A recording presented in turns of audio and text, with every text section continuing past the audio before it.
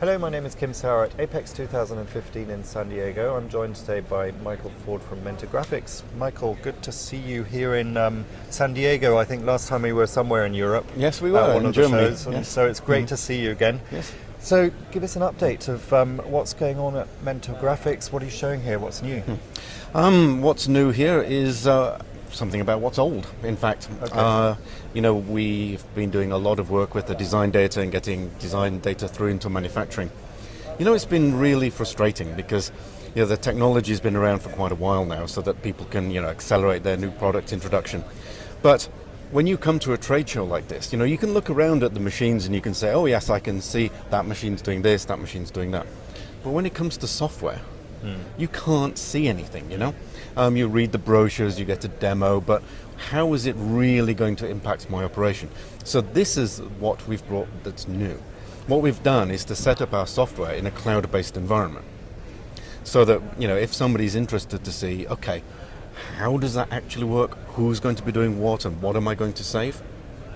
We can give them a simple logon, and from the comfort of their own office, they simply go into their web browser, and then it's a no-holds-barred situation. They can run our software, absolutely anything they want.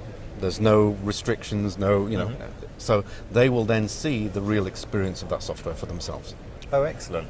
And so, like you say, software is something invisible, so intangible. And a machine you can touch, you can walk around, you can see something happening and it makes noise. Yes. But software, in fact, is what's driving all of this. Software is what we're talking about in the smart factory. It's traceability and it's all those aspects that I would imagine in a market like the Americas is very important. What sort of industries are you addressing with this, and who's taking up your test environment, or that sort of, I want to test the software part? Yeah, it's a kind of experience more than a test because, it's to really see how that software is going to work. And for the engineering tools, we can actually put, a look and feel on what it's going to have.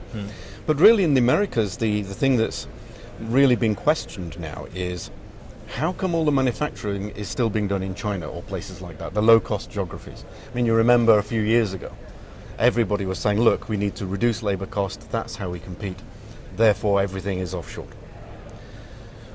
Actually, that was fine when we were making high volumes. When we knew how many of each product we were going to make, fine, we simply make it in China, we wait 3 weeks, and it arrives on site.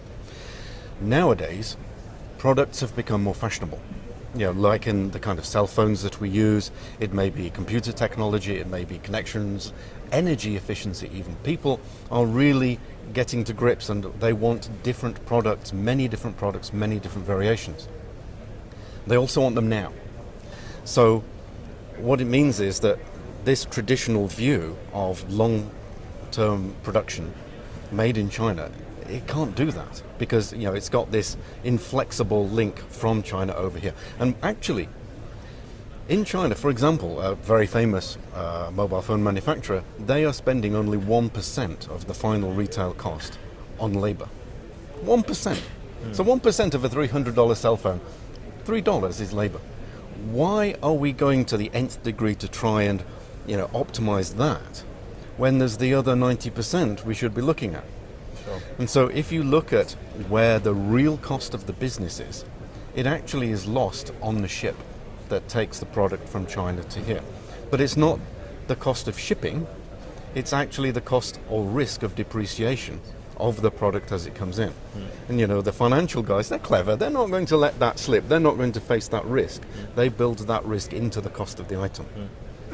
What if that factory could exist in the US? What if we could make products that we could ship directly to customers without those kinds of risks of depreciation? Would that amount of money that would be saved compensate for the additional amount of labor cost that obviously we'd have to make in the US?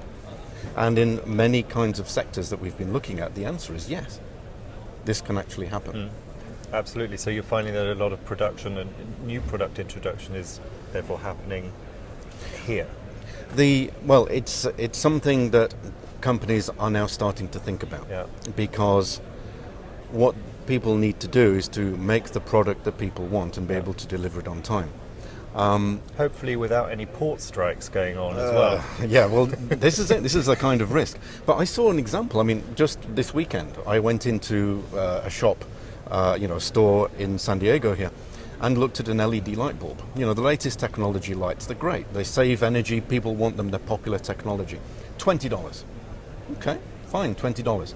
I went online to a marketplace, exactly the same light bulb, $3. Hang on, $3 means that that Chinese guy, he bought it from the manufacturer, so paid for all of the materials, the manufacturer's profits included. He had his cost and he made some profit, and he offers free shipping, so he can give you that light bulb in your house for $3. Where did the other $17 go? And basically it is absorbed by having a long distribution chain.